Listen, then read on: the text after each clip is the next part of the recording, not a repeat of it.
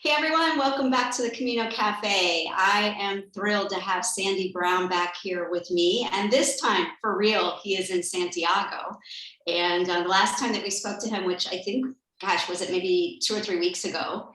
I think you were in Calais at the time that we spoke. It's in Calais, exactly, on the Via Francigena, right.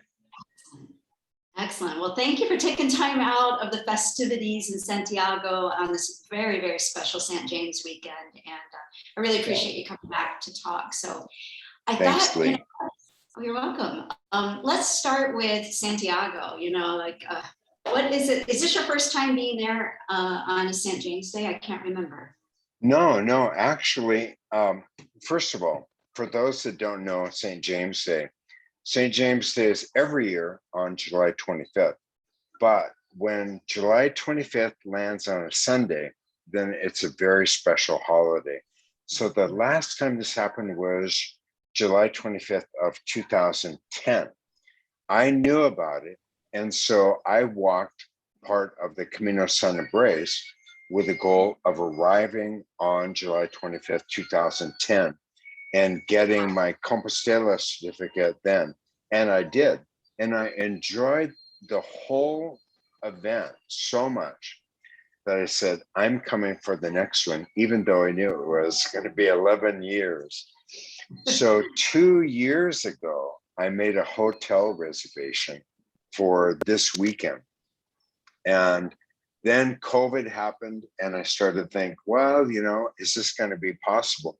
But I kept the reservation and then worked around everything so that my wife, Teresa, and I could be here to enjoy this weekend. And we have not been disappointed at all. Yeah, go ahead. Oh, I was just going to say, I saw a photo. I think you maybe had taken it outside the hotel room, and there were some lovely gardens. So I was wondering, where are you guys staying? Because it looks really beautiful. It is beautiful. So first of all, I wanted to stay in the historic center of Santiago de Compostela. So I just went to booking.com. I know a few hotels, but they're slightly away from the center of action. And remembering from 2010, I said, the streets are full of people having a good time. I want my hotel to be right in the middle of everything. So I found a hotel called Hotel Montes, and it is on Plaza Fonseca, which those who've been to Santiago will remember. If you're looking at the cathedral, you turn right and go down the street and you go toward the post office. And this is on the way to the post office on the left. And so I found this hotel. What I didn't realize was that from our second floor, which of course, second floor in Europe means third floor in the US, we'd be able to look out and see the fireworks where they would be happening last night.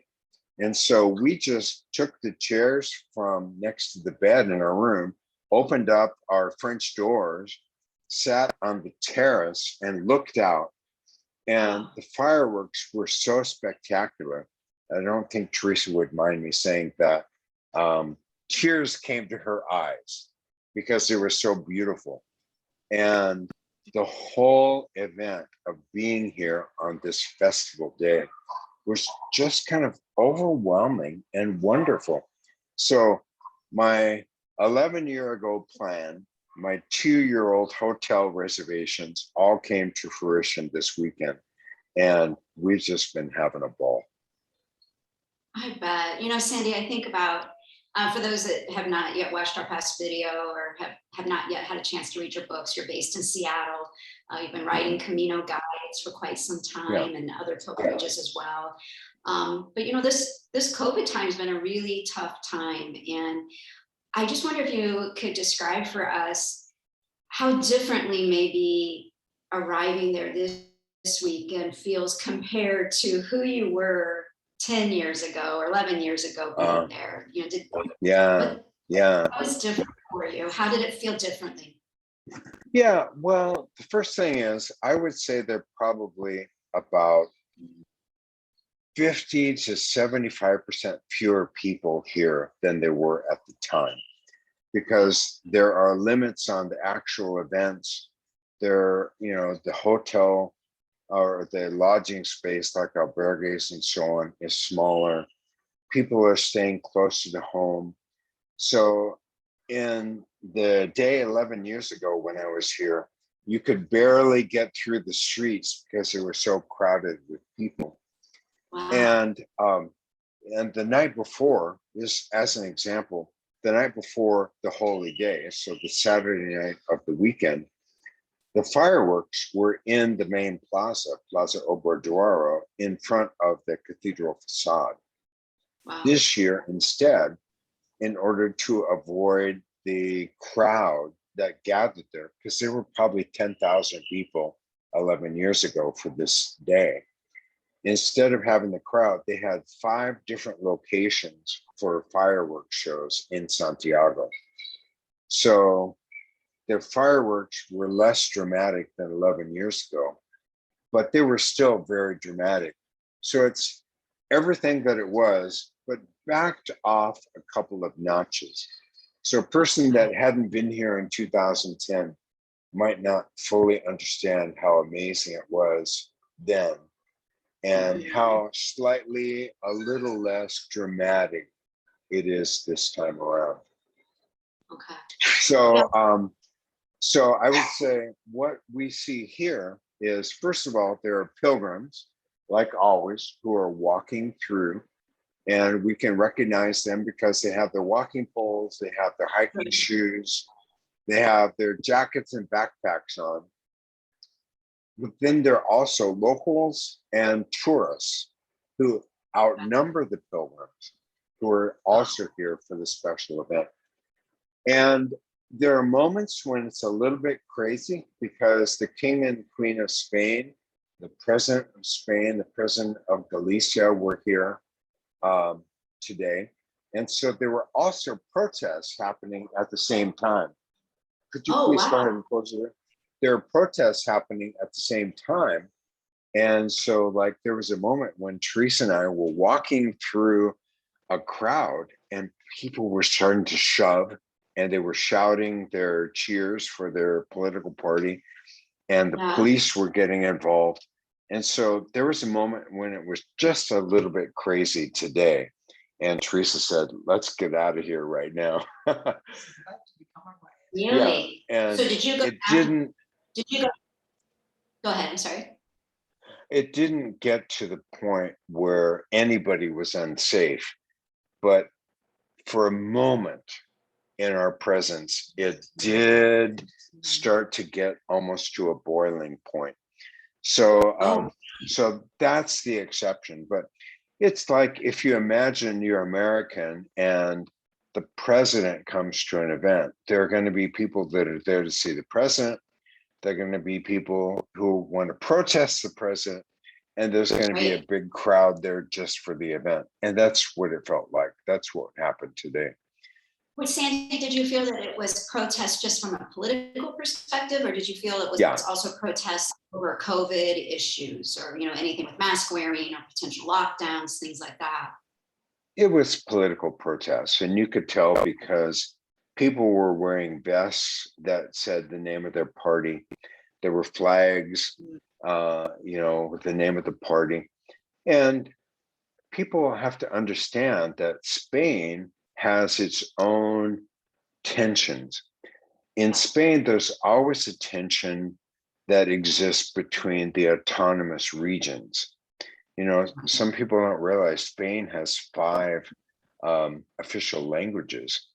And those languages exist in part because there are such cultural differences and cultural pride for the various different areas that they carry that with them. And Galicia is no different. There is a Gallego pride area and a spirit about Galicia that when the president comes from Madrid, that brings a flavor, and some of the tensions rise to the surface. But I should say that's a tiny percentage of what was going on. the whole thing basically is a giant, well behaved party. And the party is a celebration of Santiago, patron saint of Spain, and the whole reason for the Camino de Santiago and Yes. everything that's behind this city. That sounds fabulous. Did you and your wife get to see the King and Queen?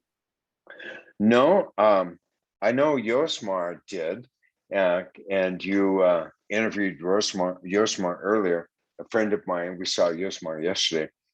Yeah. When I was here in 2010, I waited in Plaza Obrador to wave to the king.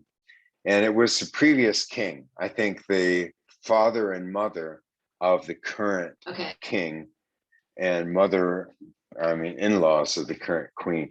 And so we didn't think that that was something that we needed to do today. We went to church instead, and had a great time at church. A friend of ours is organist at the church we attended. Another friend was singing in the mass, and then we all had lunch afterwards. And so it was the interpersonal type of that. It was like it stopped being a city event for us, and it became an event between friends.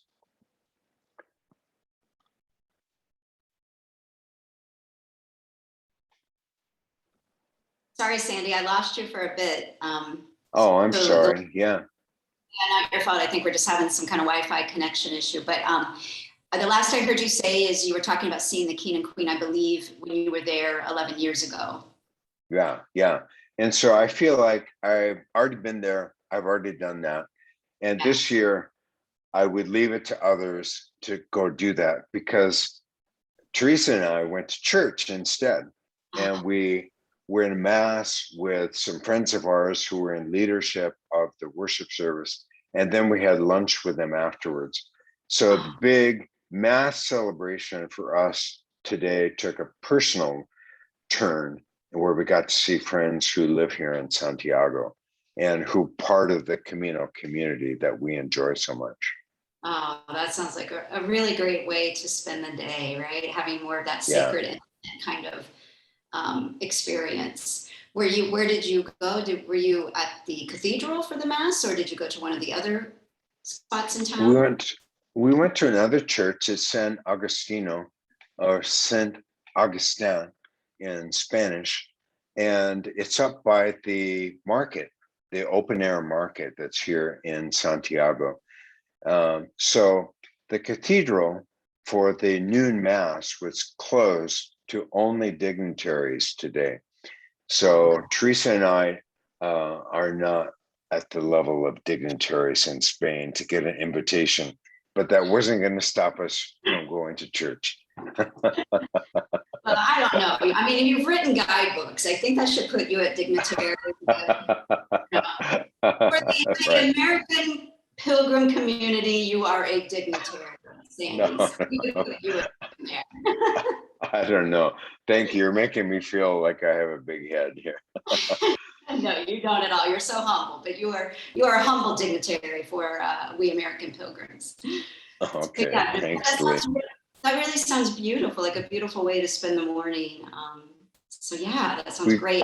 We've had a great day. Yeah, it's been really memorable. So we had the fireworks show last night. We had our day with friends today. We had mass.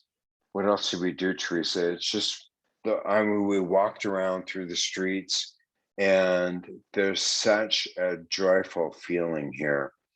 I can't think of any place in the US that has a celebration quite like this. In a way, it's like being someplace on the 4th of July, and everybody's happy and relaxed. But it's, the center city of Santiago is relatively small, and this is where the action is happening. So it's a lot of people together in a fairly small space. Everybody, except that one instance that I cited, is on good behavior, and they're all here to have fun and to honor this important holiday. So it's a light-hearted relaxed day full of just joy. Yeah. Well, I can't imagine, for the residents, this has to be such an emotional celebration this year beyond even the normal emotions that go around this special weekend. Because one, it, only comes around every 10 years.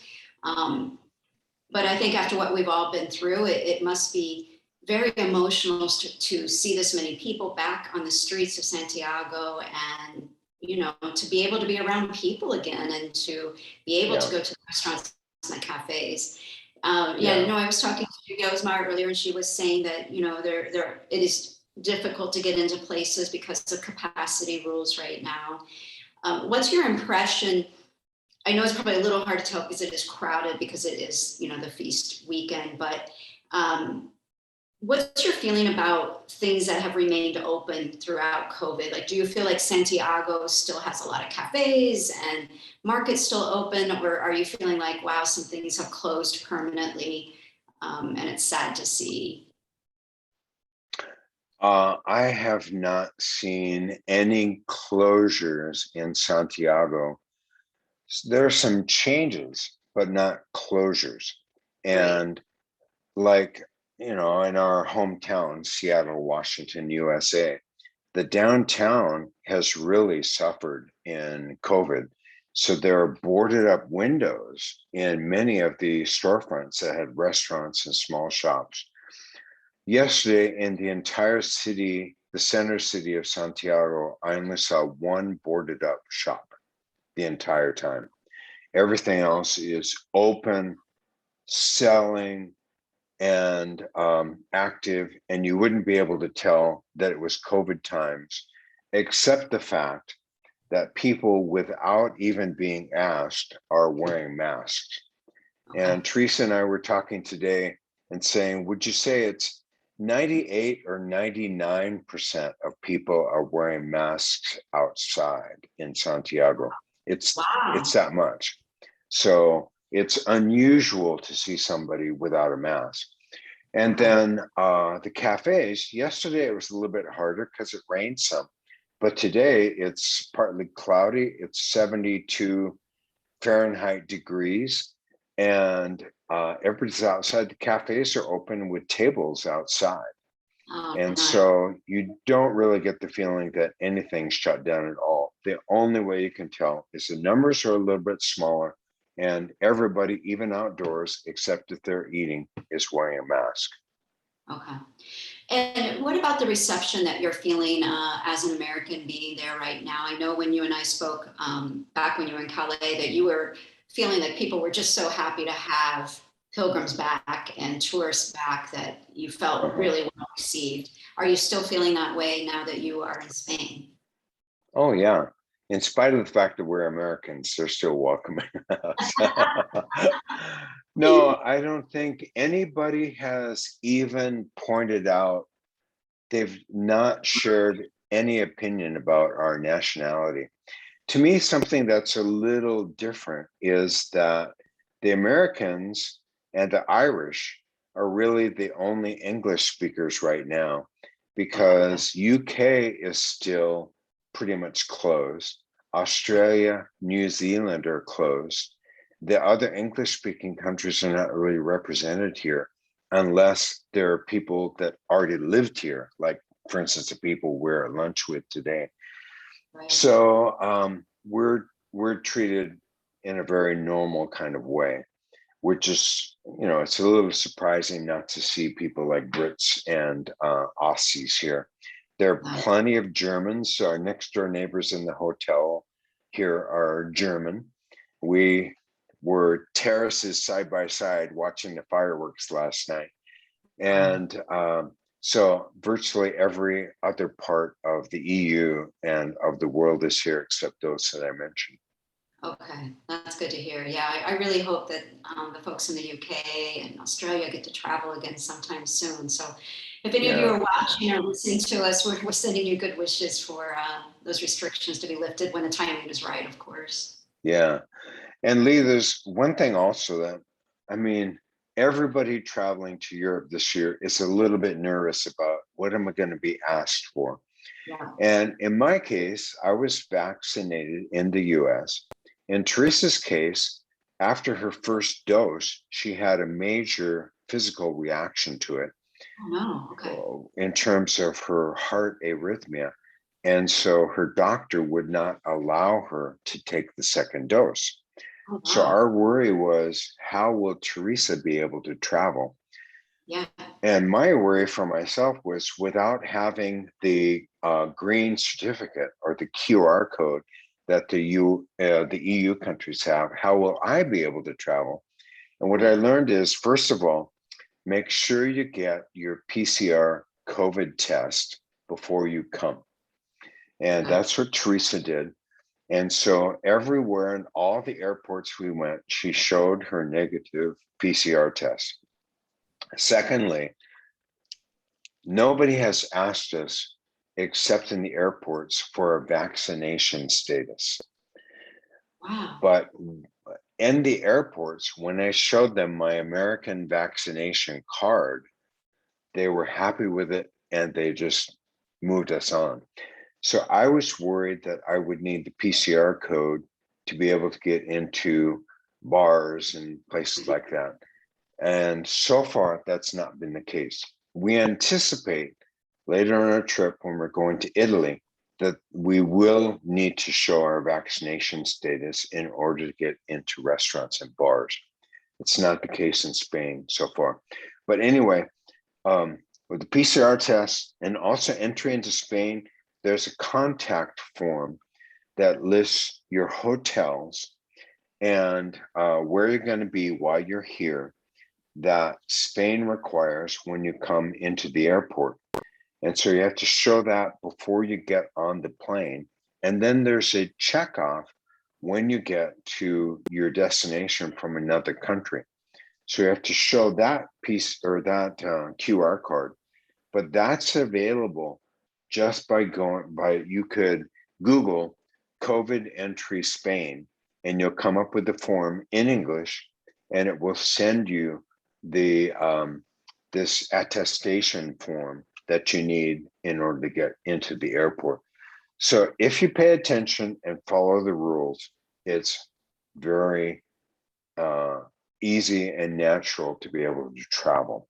Now, we haven't been to albergues to test what the capacity limits of albergues are, but in the hotel that we're at, there hasn't been a problem. I imagine Josmar could say more about albergue capacity. Yeah.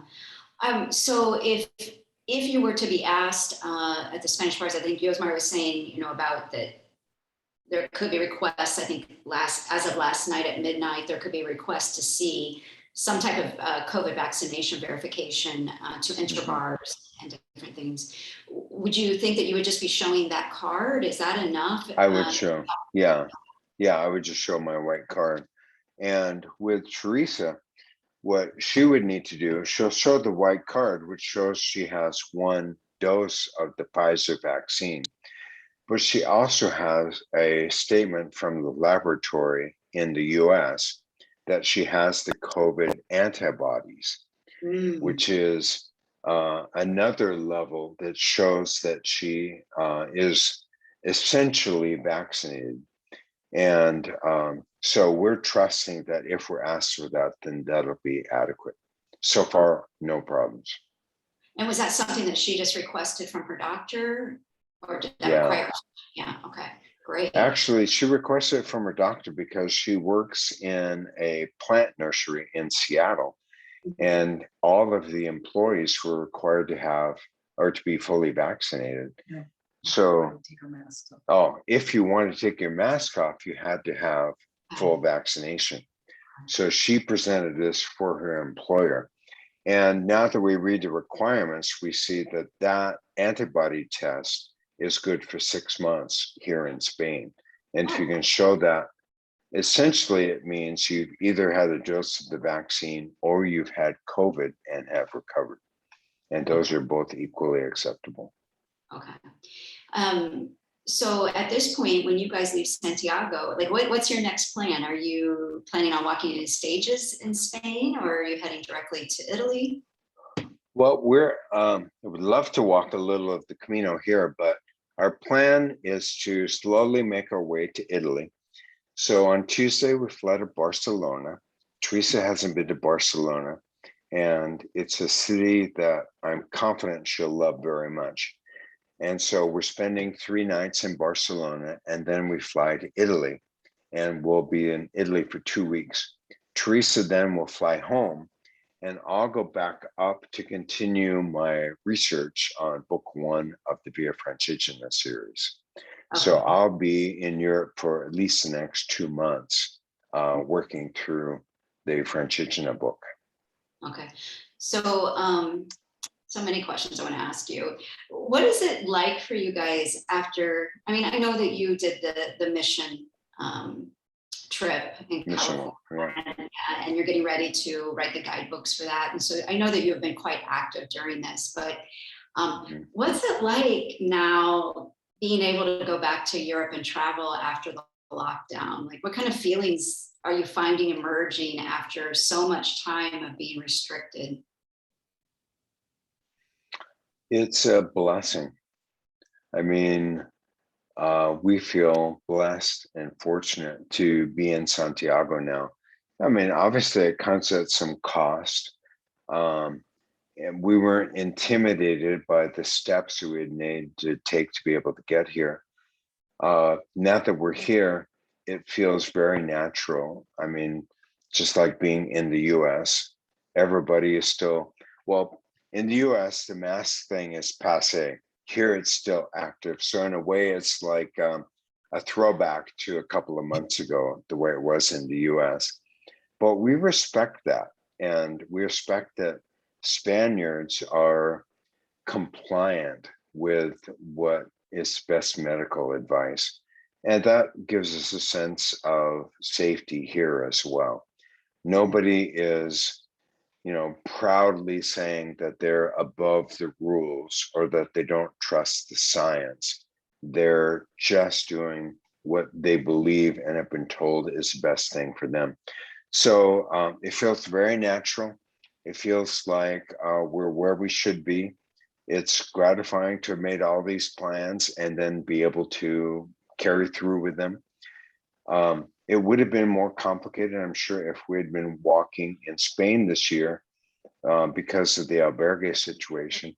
My walks on the Via Francigena have been more quiet, and I'm not staying in albergues that don't really exist in France. They have gîtes, and I stayed one night out of the 2 weeks that I've been here in a gîte, and I was all by myself in a place with about 10 beds. So I haven't had to face the idea of being overnight in the same room with somebody else. Wow. So it feels like a blessing. And maybe I feel a little bit like, how am I blessed when other people are staying home? And maybe I should count my blessings and realize how fortunate we are to be able to be here this year. Yeah, Sandy, I think about that all the time, is that I guess I just never realized really what a privilege it is to travel. And it was something that I had taken for granted for so long. And having the shutdown, I will kiss the ground when I step off the plane and get back to Spain at some point. Because it's a blessing to be able to do this. And it's a gift to be able to walk the Camino or travel and do the things that we're getting to do. So I wondered if that was kind of what your experience is, because that's kind of how I'm feeling. So how many more? Go ahead. I was going to say, there's something I haven't mentioned yet about Santiago that's very exciting for me. I am a student and a fan of medieval art and architecture and art history. And I have experienced the cathedral in Santiago over many years, since 2008. And the last time was 2019. And since that experience, they've done the remodel of the inside of the cathedral. And watching people, first of all, my own experience is that they have helped this this cathedral to come alive again. And it feels more authentic than ever I've experienced it before. And as I watch people coming into the cathedral, they're taking pictures of the building. And in the past, it was like they couldn't describe that the harsh fluorescent lights were shining in a glary kind of way against the white ceiling, and the walls and everything looked dreary and too bright and covered in dust and grime. They probably didn't look close enough to see that that's the way it actually looked, but it did. And now, 2 years of renovations later, there is a quiet grandeur and majesty of the building. And people are experiencing the building in a way that I've never seen before. They see it as being a place of wonder and beauty. And they didn't do new things like paint the walls in a different kind of way. They uncovered some of the layers of grime and grit. So the building can now speak like it probably hasn't spoken in over 100 years. And it's a beautiful place now. The lighting, the purity of it, the stone, even the Baroque altarpiece, they all work together. And it's now my favorite Romanesque cathedral in Europe. Wow. And so I think it's a beautiful and exciting place. The people that in the past have been let down when they get to the cathedral, like, oh, so what? I think that it has its own kind of quiet splendor and spirituality that will be more consistent with what people are looking for in a spiritual and emotional kind of way when they arrive in Santiago. So kudos to everybody who was part of that renovation project. They did a really fabulous job. Oh, Sandy, so beautifully stated. I dream of seeing the cathedral without scaffolding. And like you said, when I first got to step foot in there, so much was covered. Right. Interiorly as well, that I couldn't get to certain areas both times. And I've never seen the outside of the cathedral without scaffolding. So oh, really? Yeah. I can't wait to be able to stand there and see that. But hearing your description, it just sounds lovely. Yeah, the exterior of the cathedral, the scaffolding was down when we were there last time. So we have beautiful pictures of it. I remember watching an American that I was aware of as we were walking, and he walked into the plaza and turned around to look at the cathedral and said, "Oh my gosh, somebody needs to get a pressure washer and clean that building off." You know, there were plants growing out of the cracks and a tree up in the tower, and everything was kind of grimy. And now the scaffolding is off, and it's beautiful. I assume it's limestone. It looks like limestone to me, building. On the outside, it's Spanish Baroque. It's a beautiful expression of Spanish Baroque. But on the inside, the architecture is Romanesque. And so that's 800 years of building in a style that was replaced by Gothic and Baroque. And Romanesque to me is always the most spiritual because of the simplicity of it. And that's what's speaking now. And the Baroque adornments like the altarpiece and the Rococo organ, those make more sense. And they're subtly lit. So they don't jump at you. They feel more naturally part of the building. So it just works very well. They've done a really great job with it. I'm so glad to hear your description, especially with how much you know about the architecture of that period. It's lovely to hear that. I wanted to ask you, I kicked myself after we talked last time. I got off the phone and I didn't ask you, how did you become a Camino or a guide writer? how did this come about? And can you just Oh, share with me and our listeners and viewers, kind of just a little timeline of how your career, I think, has turned into an amazing vocation. Like it sounds well, fascinating what you do. So I'm just curious how you got from A to Z. sure. Well, thanks for asking about that. So I did my first Camino in 2008. I did a second Camino in 2010. In 2011, I wanted to walk the Camino del Norte. Mhm. So I looked around for a guidebook, and there was no guidebook in English. So I had to rely on the French guidebook. And then there was a Spanish website. And I have 5 years of French from high school, and I could read the French well enough that it served me for the purpose of walking the Camino del Norte. But I thought, I could serve the pilgrim community by writing a Camino del Norte guidebook. Mm. So I called the publisher of a few Camino guidebooks in English, Cicerone Press, and I said, "You guys need me to write a Camino del Norte guidebook." And they said, "That's funny. We decided about a year ago to give this job to Dave Whitson, and his book is going to come out in about 3-4 months." And I thought, oh my gosh, I'm like a year and a half too late to do this.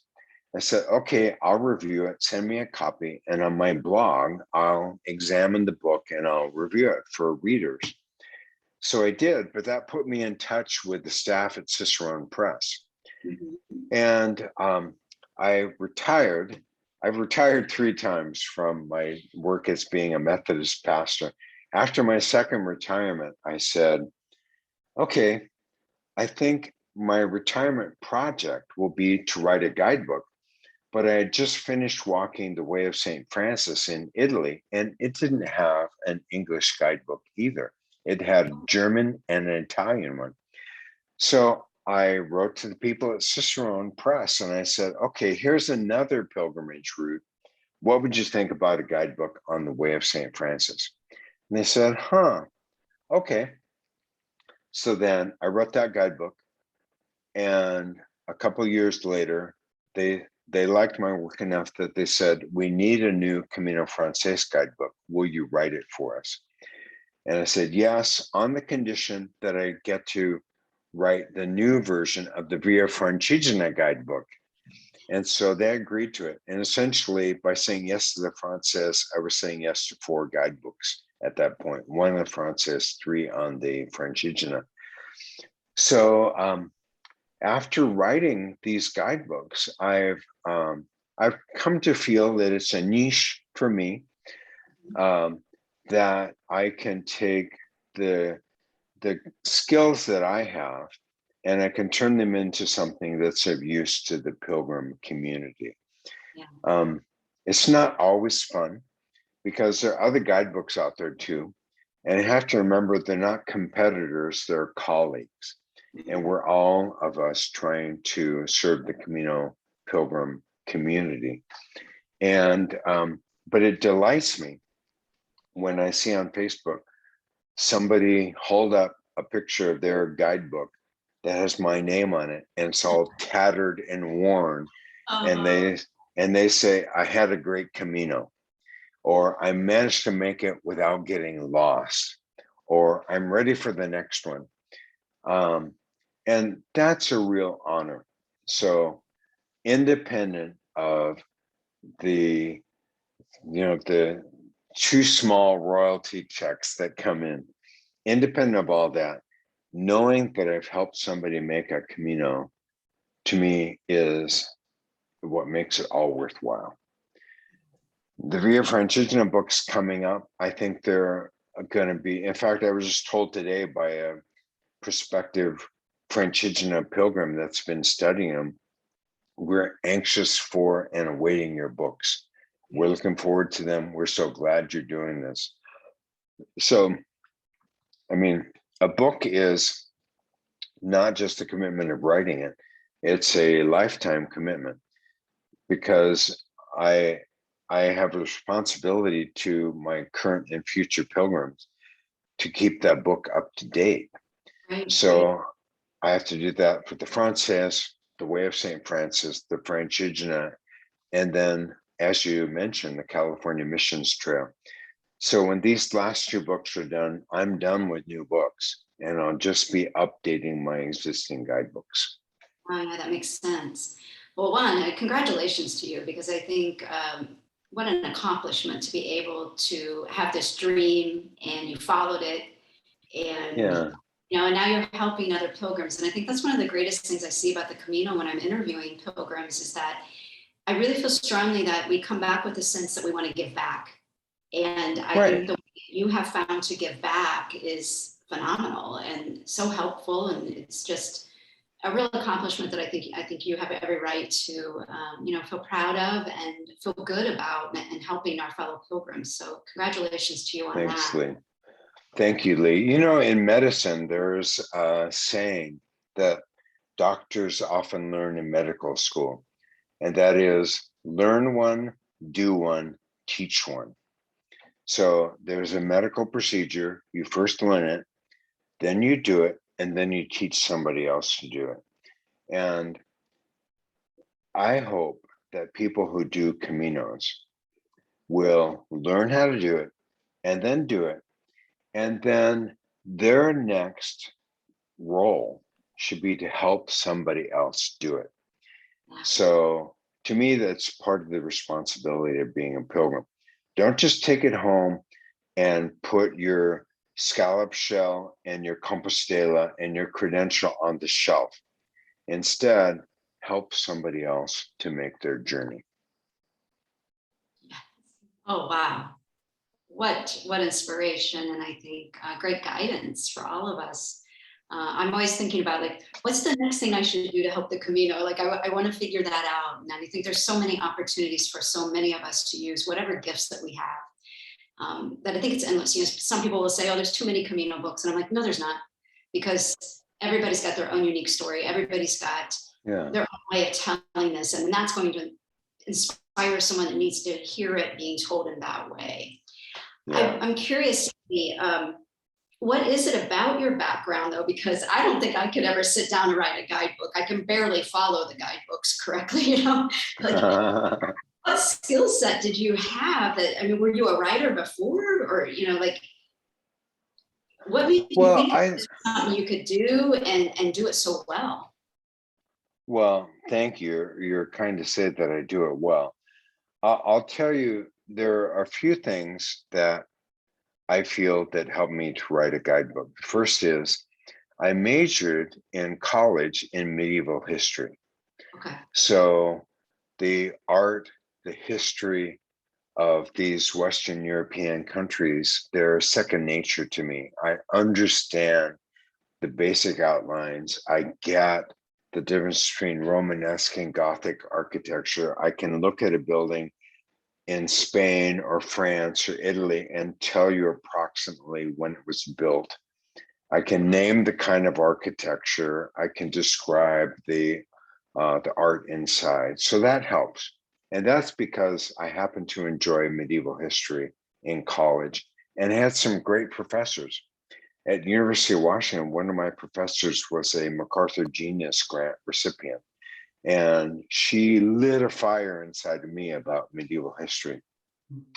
The other thing is, I feel like I have a facility with languages. So I studied French in high school. In college and university, I studied Greek and Hebrew. And I went back after my doctorate and I studied a year of Spanish in college. And then I studied Italian in Italy. So I have these languages that are swirling around my head, and I'm not intimidated by them being a foreign language. So what I want to say to pilgrims is do the same thing. Don't be scared of making a mistake. Jump in with your very best Spanish. Respect the country that you're coming to. Spend at least a couple of weeks trying to understand the basic rules of pronunciation. And the more you know in a language, the deeper your experience is going to be. So And then the other thing I would just say is that I'm a teacher at heart and a storyteller. And so I am weaving these things together to create a guidebook. The other piece that some people don't realize about guidebooks is that photography is an important part of it as well. So, in a guidebook, I get about 80 photographs, and I want these photographs to be as compelling as they can be, because they'll tell as much of the story as my words are going to. And I know how guidebooks are usually used. When somebody is worrying about and planning for their Camino, they want to get the guidebook in their hands so they can see what their experience is going to be like. And then they might not even take it with them, because they're going to trust, they're going to have an app or whatever, and their experience is not dictated by the guidebook. But I want to help people see that they can do it. I want people to see the beauty of it. I want them to discover it on their own. And to me, that's like being a teacher. That's unpacking it so that their experience, their own experience, can have enough knowledge behind it so that they can have an experience of depth and meaning. Wow. Yes.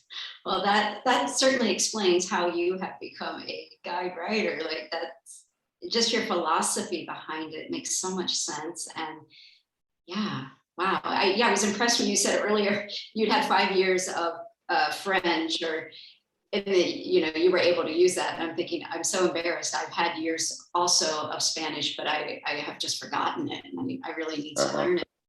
Do you and Teresa ever think you would move to Europe? I know you love Seattle, it sounds like, but have you ever thought about moving, or are you guys going to stay based in the US? Yeah, it's funny. In Seattle, one of our best friends is Rick Steves. And so Rick Steves' travel is a big thing. He's one of the big names in travel in Europe. And so we know him. We've had him to our house. We've been to his house. And Rick is amazing to me. He's a genius at what he does. And everything that I do, I feel like it's a percentage of the amazing work that he has been able to do in a lifetime of doing this. Yes. But Rick says he would never dream of moving to Europe. He does Europe in 3-month chunks every year, and then he comes back because he lives in our hometown, and that's his town, and that'll never change. So I go to Europe and I find a cool place, and I say to Teresa, I want to move here. I want to come. I want to experience this every day. So actually, we have our visas that allow us to be able to stay year round. This is my Italian residency visa that took us 1.5 years to be able to get. And so we're going to be in Italy.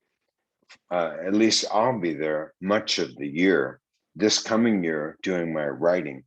And we'll be, I know there's a bi-coastal, I guess we'll be bi-national as Italian/Americans for probably the next couple of years. We'll keep our house in the Seattle area and also have a little cheap studio apartment in Italy that will be our landing pad, so we can enjoy what Europe has to offer too.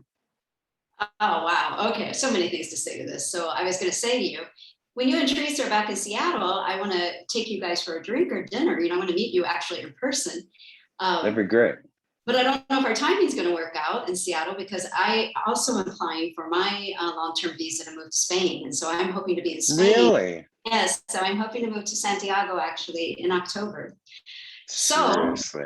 Oh my gosh. I will come to Italy, or the next time you're in Spain, and I will buy you that drink if our Seattle times don't match up. So yeah, I wondered as you were talking, because that's my dream to get there as well. And I wondered if you guys would have that same dream. So wow. That's super cool, Leigh. That's exciting. Congratulations to you. Thank Yeah. you. So I still will got you to get in be a your, hurry. yeah, yeah. As a person who lives in the Seattle area, you're already used to the rain in Galicia. Yes, So you won't have that adjustment at least. exactly. But Yeah, I've had so many people say that to me on either side. They're like, why would you move to Galicia? I'm like, I'm already used to that kind of weather, and exactly. actually I've found, I haven't been in Seattle that long, but I haven't found the weather to be dissatisfying. I've rather enjoyed it. So um, Okay, good. yeah, if there's any place that Yeah. I would second home, it probably would be this area. So that's going to be my investigation, is seeing, how long I want to stay there. But I'm just keeping my heart open and figuring it all out. So yeah, so Well, I want to meet you in person. I so enjoy speaking with you, and that's so sweet. yeah, and I Thanks, appreciate. Leigh. Just wait till you meet Teresa. She's the interesting one and fun one of the two of us. I don't know if anyone could be more interesting, but I know Teresa and I will have much to talk about with yoga and gardening. So I Yeah, feel like we will make a great friendship. But thank you for taking yeah. time out on this really, really special day, and for time during this trip with you and your wife. And I just wish you the best. And I'll be following you, of course, on all your journeys with your Facebook and Instagram posts. And I'll be posting this tonight, so people can see it, since it is the feast day. And That's thank you cool. so much. Thank you for Thank everything. thank you so much, Leigh. It's always a pleasure. Thanks for including me today.